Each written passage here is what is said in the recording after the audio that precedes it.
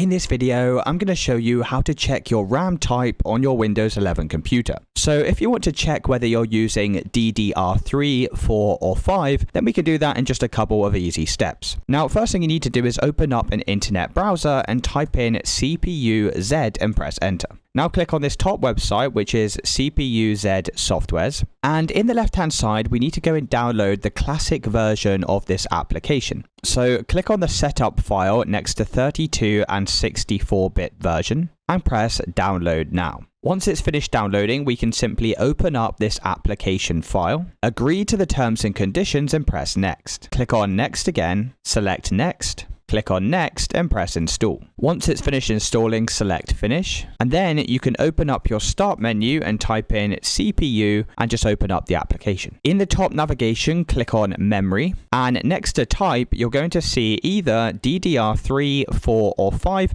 And this is going to tell you what RAM type you have installed on your computer. And it's really as simple as that, guys. If you did find this video helpful, then let me know in the comments and I'll see you with the next one.